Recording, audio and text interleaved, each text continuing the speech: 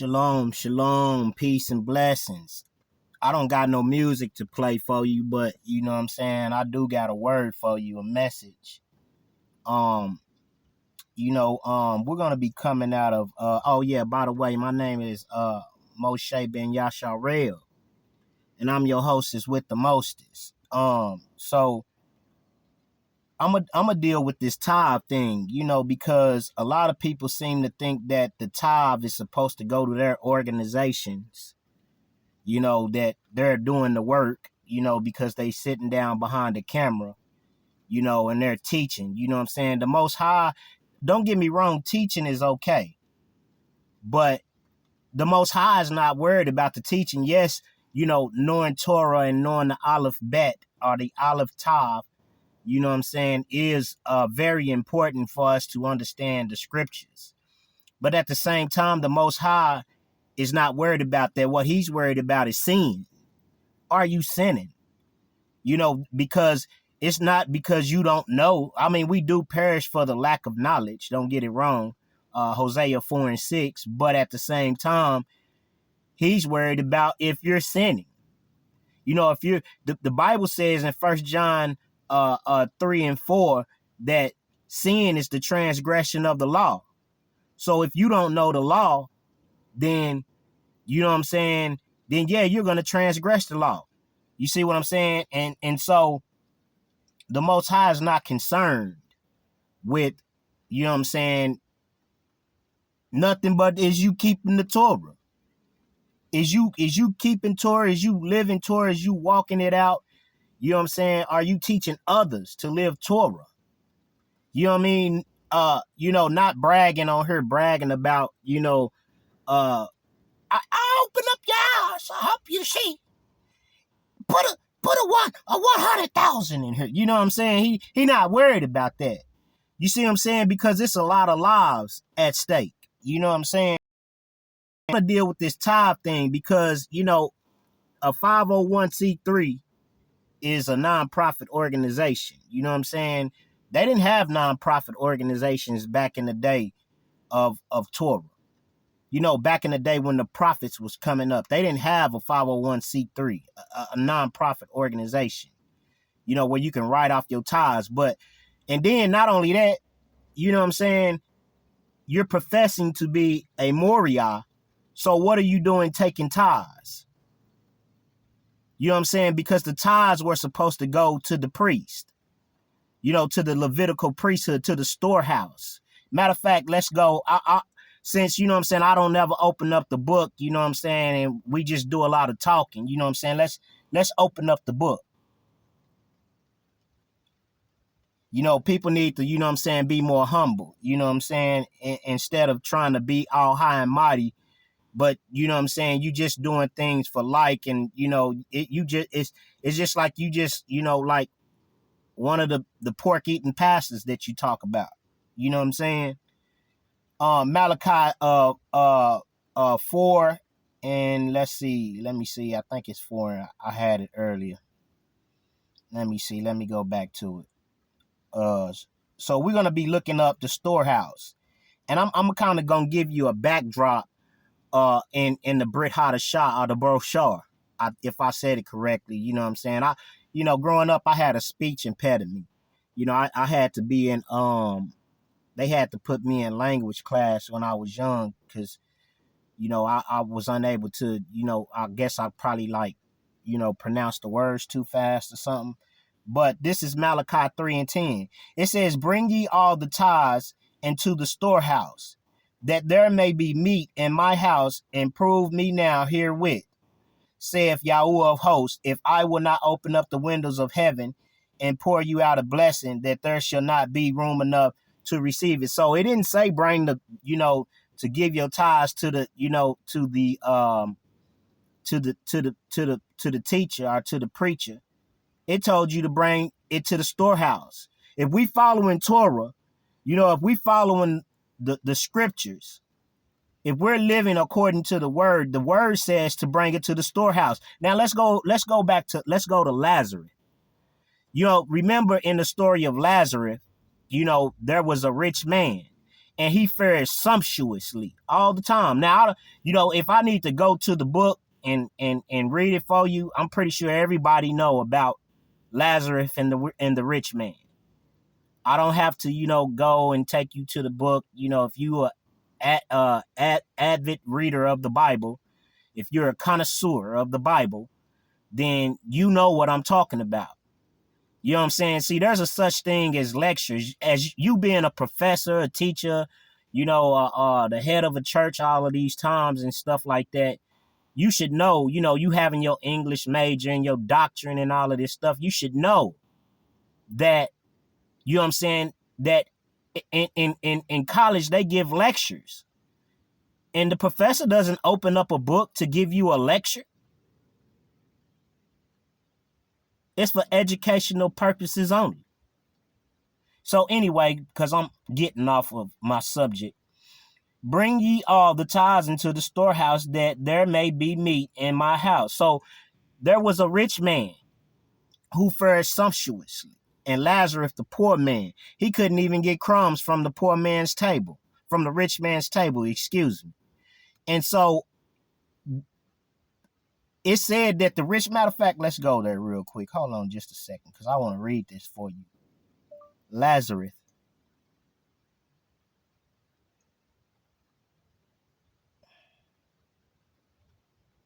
This is in Luke 16:20.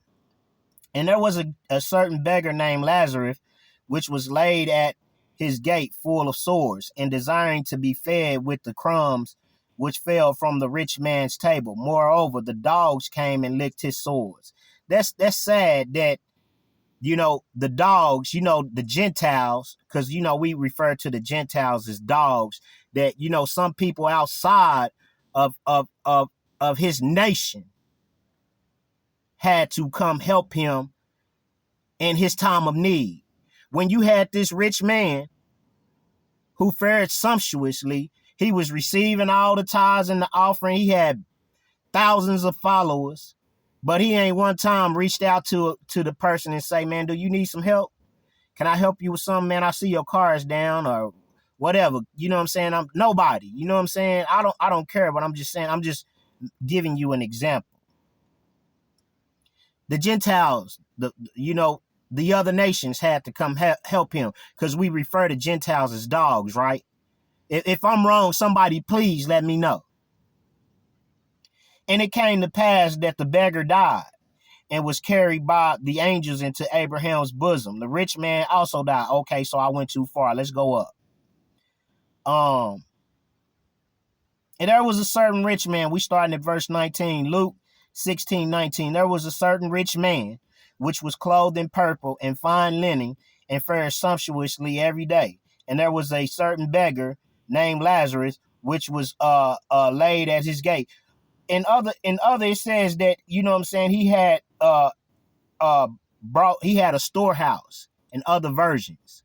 So for him to have a storehouse, that means that he was a priest. Correct me if I'm right or wrong. He was a priest, so he was taking in, you know what I'm saying, for the storehouse. Now let's go to Deuteronomy, because we're gonna go back to Malachi. So let's go to Deuteronomy 28:28. Hold on just a second. Let me pull this up for you. Because I do a lot of my stuff off of my phone, because, I really don't be having, I'm not in a place where I can sit down every day. People give me money and I can sit down every day and really focus on the word, you know what I mean? Because, you know what I'm saying, when you a warrior, you know what I'm saying, and you're at war, you see what I'm saying? You're fighting spiritual wars every day. You don't have time. You make time, but you don't got time every day to study, you know what I'm saying? Because you don't have the support or whatever. Anyway, Yahuwah shall command the blessings up, and this is Deuteronomy 28:8. And Yahuwah shall command, it says Lord, capital letters, which is his name. Yahuwah shall command the blessings upon thee in thy storehouses, and all that thou settest thy hand unto, and he shall bless thee in the land without which Yahuwah thy Elohim give thee. Right? Okay. And Yahuwah shall establish thee as a holy people unto himself, as he hath sworn unto thee, if thou shalt keep the commandments of Yahuwah thy Elohim and walk in his way. So the only way you was gonna, be able to, live in the abundance and have a storehouse is if you walked in the way of the Most High. I had nothing to do with, people giving you tithes and offering. You see what I'm saying? Now if people supporting you is okay, because Elohim loves a cheerful giver, is what Paul said. So now let's go back to this storehouse. We're gonna go to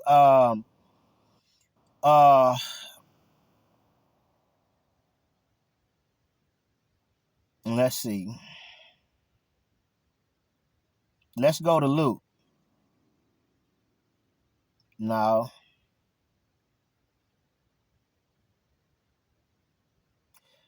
My point is this. A lot of people like to use Paul as an example to why, it's you should give your tithes and your offering. You see, but you have to understand that Paul was a priest.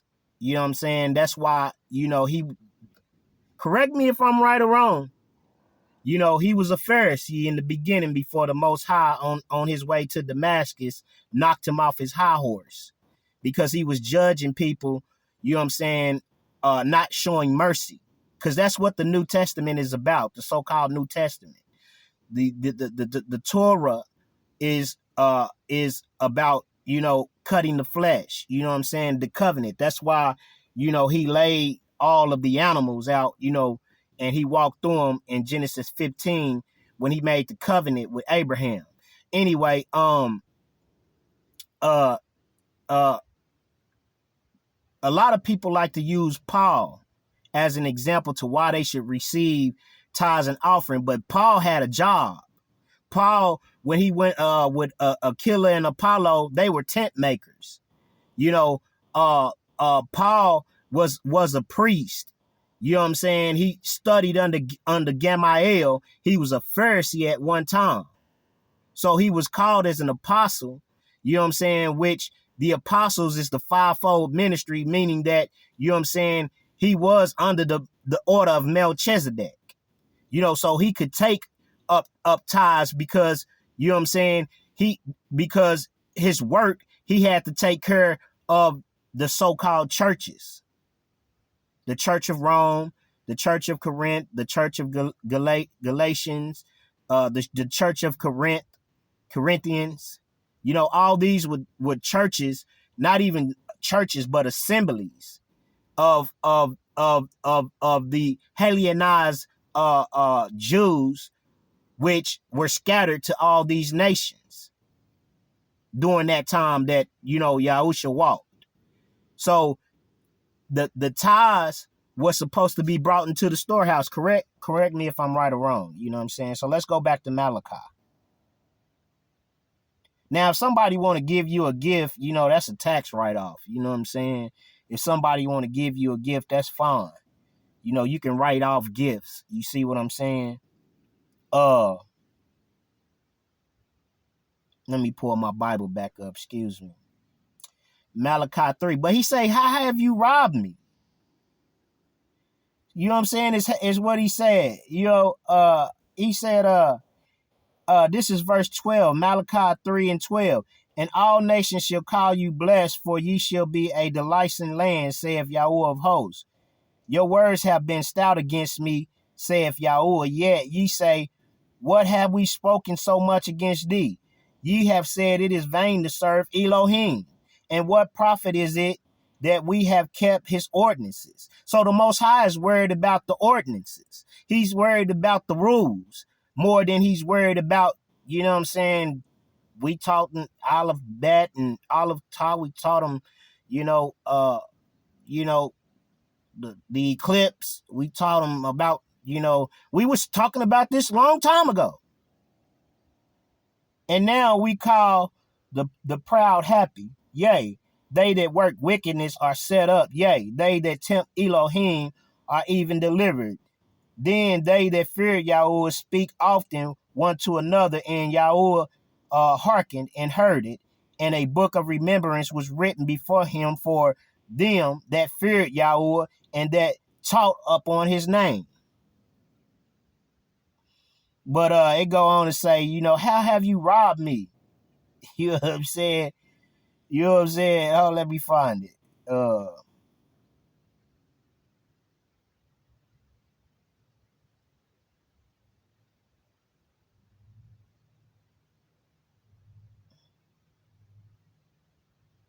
This where he said in verse 9. Oh, let me go back up. Let's go back up. Let's start at verse 7. Even from the day of your fathers, you have gone away from my ordinances and have not kept them. Return unto me, and I will return unto you, saith Yahuwah of hosts. But ye said, wherein shall we return? That's why you keep on saying, well, I help people. Well, you ain't reached out to me. You know what I'm saying? And I need help. You know what I'm saying? But you ain't reached out to me once. And I've given to your ministry, your so-called ministry. You know what I'm saying? Since we putting people on blast, will a man rob God? Yet ye have robbed me. But ye say, wherein have we robbed thee? In tithes and offering. Because if you taking in tithes and offering, that's for you to help the people. That's not for you to sit on your backside, you know what I'm saying, and eat sumptuously like the rich man. It's not for that. It's not so you can have a full-time, you know what I'm saying, ministry. You see what I'm saying? It's for you to distribute it to the people that are in need. And that's what Torah is about.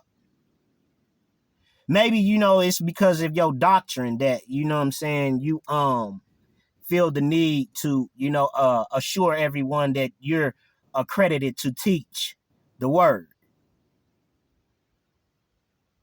That they should believe in you only and nobody else. You operating in pride, brother. You know what I'm saying? You need to come down off your high horse. You know what I'm saying? It's funny because a lot of people, they be trying to make me jealous. You know what I'm saying? I'll be laughing though, you know what I'm saying? Because I'd rather be alone than to be in a relationship where, you know what I'm saying, there is no happiness, there is no peace. The Bible in Proverbs says that it is better to be in the corner of a house than to be with a contentious woman. So I would rather be alone because a lot of people be putting on, you know what I'm saying? They be walking by me, holding hands with their little boyfriend like they making me jealous. But you know what I'm saying? To me, it'd be so funny because the person that they with, you know what I'm saying? They be, you know what I'm saying? They be so simple. I ain't going to call them dumb or stupid. I'm just going to call them simple, you know what I'm saying? Because that is the correct term, you know what I'm saying? Meaning they're ignorant, you know what I'm saying? But, they don't be understanding that the reason she doing it is to make me jealous because she want me. You know what I'm saying? Like, man, I don't be trying to say nothing. You know what I'm saying? I be trying to keep my mouth closed. I just be saying too much. I'm too observant. You know what I'm saying? I guess. But it be funny. People be trying to make me jealous, but I'm not jealous of nobody, man. You know what I'm saying? I love everyone. You know what I'm saying? Because I know what the Most High has in store for me. But you need to teach the word correctly. And if you are taking tithes and offering as a teacher, you know what I'm saying, you in the wrong. Because the Levites, the priest, the order of Melchizedek was given the right to take the tithes. Since you a teacher of the word. I'm just saying, man, you know what I'm saying? Like, open rebuke is better than secret love. You know what I'm saying? And we ain't talking about no he say, she say, no gossip, no people bearing false witness, confirmation. So, bro, I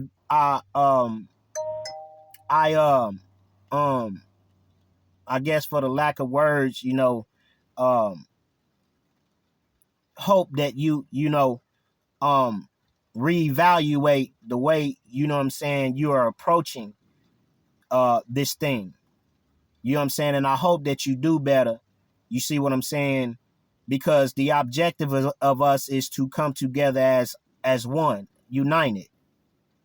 not to cause confusion and decision, you know what I'm saying, within the ranks. You know what I'm saying? Because, we so worried about somebody else's position and not worried about ours. That's why Paul said, you know what I'm saying, it be me that I baptize one in Apollo and baptize, you know what I'm saying? It's all one baptism, bro. That's it. So I hope I was able to help, you know what I'm saying, somebody, you know what I'm saying? And if you would like to assist me or help me, you know what I'm saying, because I need the help, cash at me at Prince Heavy D. Cash at Prince Heavy D. PayPal Prince Heavy D. I think that's what it is. If you don't know, it's in the description. Nobody has to give me nothing. If you are led to give to me, the Most High loves a cheerful giver. You know what I'm saying? If you sow sparingly, you reap sparingly. That has nothing to do with tithes and offering. You see what I'm saying? Tithes and offering is not sowing. Tithes and offering is, you know what I'm saying, for the people, for the nation. Shalom.